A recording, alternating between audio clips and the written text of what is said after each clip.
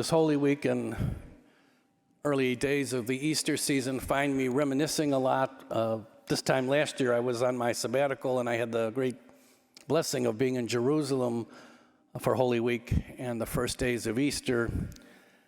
Just extraordinary to be in these places. They all come alive. If you've been to Israel, there's just a profound impact seeing these holy places in person. There's a great tradition on Easter Monday in Jerusalem that the Franciscans organize, which is actually walking from the old city of Jerusalem to Emmaus, the town that we hear about in the gospel, this place where this remarkable story unfolds. Emmaus, the actual town of Emmaus, has been lost to antiquity, but biblical scholars and archaeologists, given the information we have in the gospel, have figured out there are only 4 or 5 places this town actually could have been. Emmaus is an Aramaic word that means town with a well. And if you follow the 7-mile radius of Jerusalem, they've identified 4 or 5 places. So the pilgrimage I was on went to what the scholars feel is most likely the place. It's a beautiful monastery that is staffed by the Benedictine priests. And you go into this beautiful church that's built over the well. And after Mass, the monks have made bread. Everybody goes home with a loaf of bread. It was well worth the walk.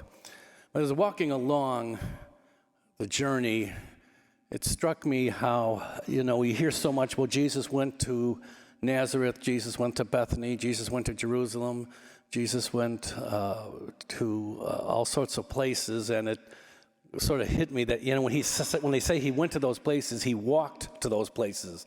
He didn't take an Uber, there was no train to catch, it was walk, walk, walk.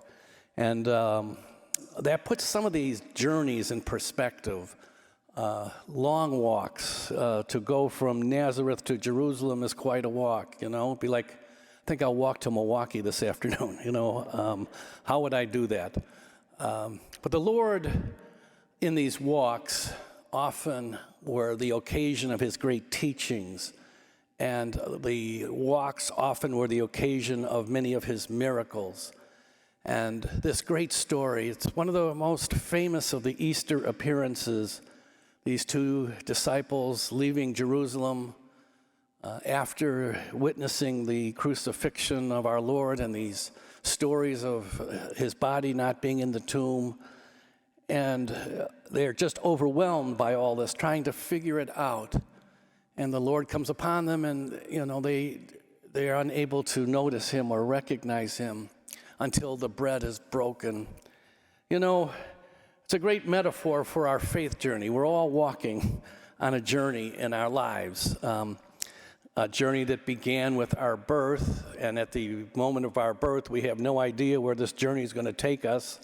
Don't even realize at our birth we are on a journey, but a journey that will take us many places, some places of great joy, some places of great sorrow, some places in which our life is transformed, and some places where we have struggled very bitterly with painful realities in our journey.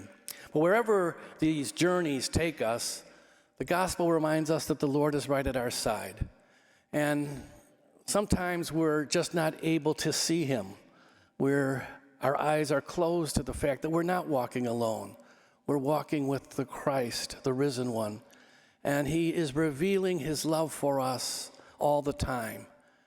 Weren't our hearts burning as the disciples reflected on recognizing Jesus in the breaking of the bread and hearing him put in context his story with the great story of salvation?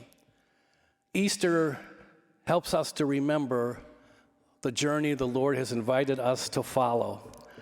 A journey that began when we were handed the light of Christ at baptism. And this journey that will take us to many places, and hopefully for all of us, there are many places yet to go on this journey in which the Lord will be at our side, encouraging us and guiding us with his love. Hello, OLPH. My name is Mary Lynn Januszewski, and I'm the Director of Finance and Operations at Our Lady of Perpetual Help Parish in Glenview, Illinois. And this message comes to you with heartfelt gratitude and thanks for your ongoing generosity and support of OLPH Parish.